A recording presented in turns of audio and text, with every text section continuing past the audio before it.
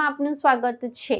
ખેડબ્રહ્માના અંતરિયાળ વિસ્તારોમાં મંત્રી રીવાબા જાડેજાની ઉપસ્થિતિમાં શાળા પ્રવેશોત્સવની ભવ્ય ઉજવણી। મિશન સેવાલયનું કરાયું લોકાર્પણ। ગુજરાત સરકાર દ્વારા રાજ્યવ્યાપી શિક્ષણના પ્રસાર અને ગુણવત્તા સુધારણના ઉમદા હેતુ સાથે આયોજિત શાળા પ્રવેશોત્સવ અને કન્યા કેળવણી મહોત્સવ અંતર્ગત સાબરકાંઠા જિલ્લાના ખેડબ્રહ્મા તાલુકાના ઉંબુરા અને ખેરોજ ખાતે પ્રેરણાદાયી કાર્યક્રમ સંપન્ન થયો હતો।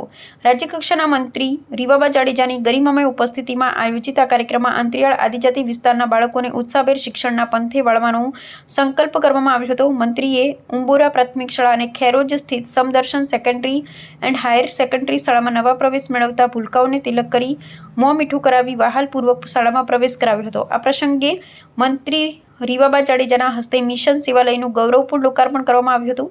આ મિશન હેઠળ આર્થિક રીતે નબળા વર્ગના વિદ્યાર્થીઓને પાઠ્યપુસ્તકો અને જરૂરી શૈક્ષણિક સાધન સામગ્રી ઉપલબ્ધ કરવામાં આવશે, જેથી કોઈપણ બાળક આર્થિક અભાવને કારણે શિક્ષણથી વંચિત ન રહે। પ્રવેશોત્સવ દરમિયાન મંત્રીએ બાળકોને શૈક્ષણિક કીટ અને રમકડાનું વિતરણ કર્યું, જેનો લાભ મેળવી ભૂલકાઓ અને તેમના વાલીઓમાં ભારે હર્ષની લાગણી જોવા મળી હતી। આ સાથે તેજસ્વી વિદ્યાર્થીઓનું સન્માન અને શાળાના વિકાસમાં યોગદાન આપનાર દાતાઓના બહુમાન દ્વારા શિક્ષણના પર્વની ઉજવણી કરવામાં આવી હતી।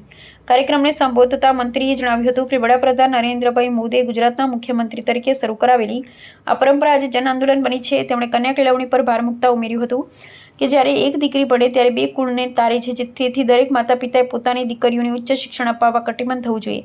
આ જ અવસરે જિલ્લા અગ્રણી કનુભાઈ પટેલે જણાવ્યું હતું, વર્ગખંડમાં બેઠેલા વિદ્યાર્થીઓ વર્ષ 2047ના વિકસિત ભારતનો પાયો છે। તેમણે શિક્ષણની સાથે સંસ્કાર અને જીવન મૂલ્યોના સિંચન પર વિશેષ ભાર મૂક્યો હતો।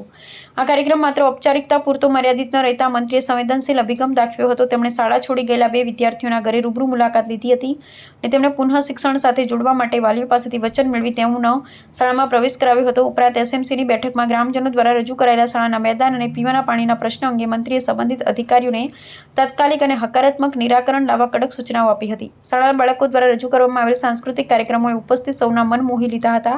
આ કાર્યક્રમમાં જિલ્લા શિક્ષણાધિકારી મિતાબેન ગઢવી, જિલ્લા પ્રાથમિક શિક્ષણાધિકારી કેયુર ઉપાધ્યાય, આચાર્ય સંઘના પ્રમુખ ભાનુભાઈ પટેલ સહિત જિલ્લા શિક્ષણ સમિતિના પદાધિકારીઓ અને વહીવટી અધિકારીઓ ઉપસ્થિત રહ્યા હતા, તેમજ મોટી સંખ્યામાં વાલીઓ, ગ્રામજનો, સીઆરસી અને બીઆરસી કોઓર્ડિનેટરો તેમજ સામાજિક અગ્રણીઓએ હાજરી આપી શિક્ષણના મહાયજ્ઞમાં પોતાની ભાગીદારી નોંધાવી હતી। આવા ન્યૂઝ જોવા માટે સાબર આવાઝ યુટ્યુબ ચેનલને સબસ્ક્રાઇબ કરો અને લાઇક કરો, જેથી હવે પછીના દરેક સમાચાર સબસ્ક્રાઇબ કરેલા હશે તેઓને નવા સમાચારની માહિતી મળી જશે।